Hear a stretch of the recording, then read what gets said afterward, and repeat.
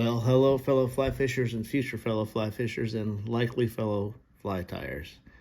Today I'm going to tie a Cutter's ant for you. It was developed by a guy named Ralph Cutter, pretty well known in the Sierra Nevada region.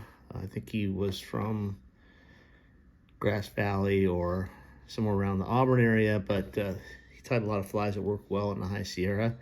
And it's August, so some of the hatches slow down, and terrestrials are very popular to fish, like some hopper season, ants, any other kind of terrestrial, good protein for the fish. So ants are on the menu. So I have a size 12 Masu barbless hook, dry fly hook in the vise. I'm going to use 70 denier black thread, and with most of my flies I like to start with just set down a base of thread, good foundation, right to the start of the bend, I would say. Snip that thread. So now Ralph Cutter, he uses elk hair, wraps the back of the abdomen, and he also uses it for the wing post. I find that difficult, so I'm going to use some polypropylene for the wing post. But what you want to do is cut about, I don't know, 6 to 12 deer hair or elk hair, and that's about all you need. You don't need any more than that. You don't need to really level up the tips because you're going to cut them off, but I would take any of the under fur out if you can. Take as much as you can out. Okay, so just a very small clump, and we'll tie it in. Now, let me kind of even off these cut-ins just like so. Okay. And these little flared ends right here, they'll get covered by the dubbing. You can cover up some if you want, but not a huge issue. Okay, so we'll leave those right like that.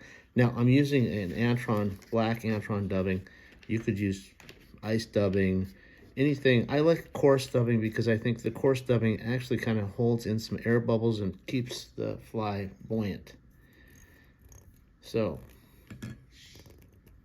also thin noodles are best. I would actually like to start with a little thinner, but I'll thin it out as we go. Okay. Just gonna make a nice round shaped abdomen here.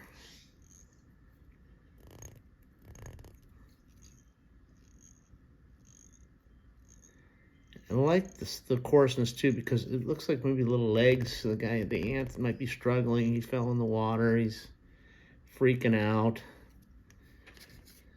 Unfamiliar territory. So, some of these ants get big too up here. I've seen some ants that you don't want to get bit by them or have them crawl up your pant leg. Okay, that's quite a bit. That's probably pretty good. So what you'll do is just pull over the deer hair and then lock them down right in front, like so. Now you can come back later if you want to and color that with a Sharpie. I don't think the fish are gonna see it, and I don't think they care. You can also buy black deer hair if you want, or if you have some. Use what you have. Get that straight out of there. Okay, now for the wing post, I'm going to use floating polypropylene yarn in yellow. I should be able to see that fairly well. I just use one strand or one hank of it. Tie that in.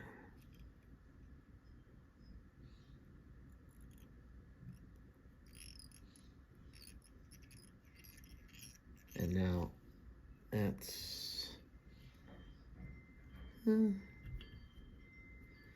know what? I want to tie it a little more forward, a little more forward, I think. Go get rid of these guys too. I think right about, I'll tie it in right about there.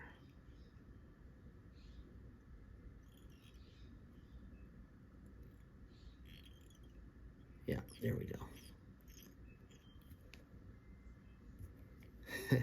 Doesn't look much different, does it? It come back here, take a couple wraps off. Okay, now I'm going to tie in. I've selected a brown hackle for my dry fly hackle. So kind of use the hackle gauge to set up for a size 12 hook. And secure that by the stem.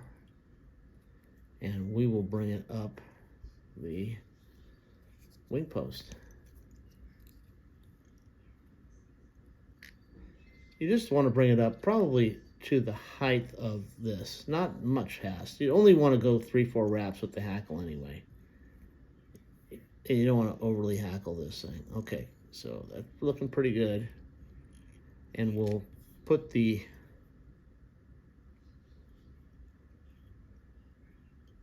start the front there where his mandibles are. You know, sometimes these ants are brown too. I've seen them brown. You can use brown if that's what's in your area.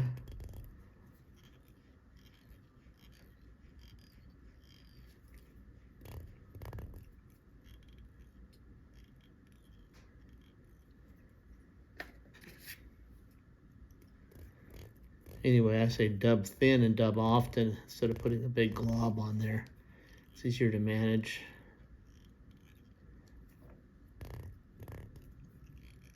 And I like it tight there to keep that ball nice and compact. Okay, so let's just cover up this yellow here. Not that that probably matters either, but, you know. All right. So we'll just wrap about, maybe three turns. 3 turns around the post. Sorry, 1, 2, and a 3. And I think I would call that good. So let's just tie this down. Try to go underneath those fibers there. There we go, there's one. I'm gonna pull these guys back and lock this down.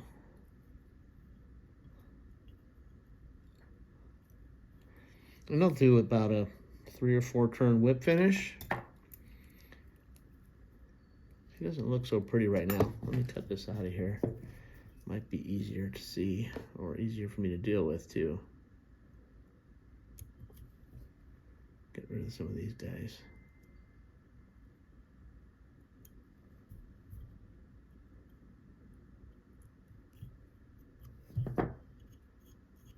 Okay.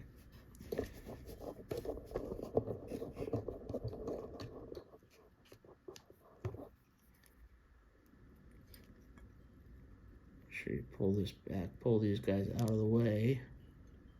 And, oh, I lost them. Here we go. 1, 2, 3, 4. Now, what I do next is I put a little bit of this waterproof head cement. I'll turn the fly upside down and put 1 drop on there.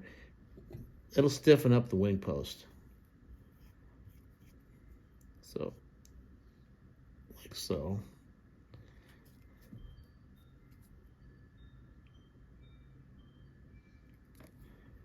And let it soak in. There we go. Nice. Now, if you cut this too short, you can't, that's not good. So you want to maybe leave it a little long. If you have to cut off a little more, you can. That's not too bad. It's visible. If your fly's not sitting upright because it's too top heavy, you can always cut off a little bit while you're fishing. Now, after that head cement dries, what I do with these guys, I really like this product. It's Dry Fly Silicone Mucilin. So when that dries, I will dunk the fly in there, douse it in this stuff, let it dry, and it will add a lot to its buoyancy. You won't have to put floating down as much. I mean, it's pretty good stuff. I just wouldn't use it on CDC. I don't think it's... Anyway, I'll put a link to this It wasn't very expensive. This whole bottle was about $5, and it's lasts quite a while. So anyway, that is my version of the Cutter's Ant. I hope you guys enjoyed that, and I hope I catch a fish with it. Okay, thanks for watching, and I'll see you later.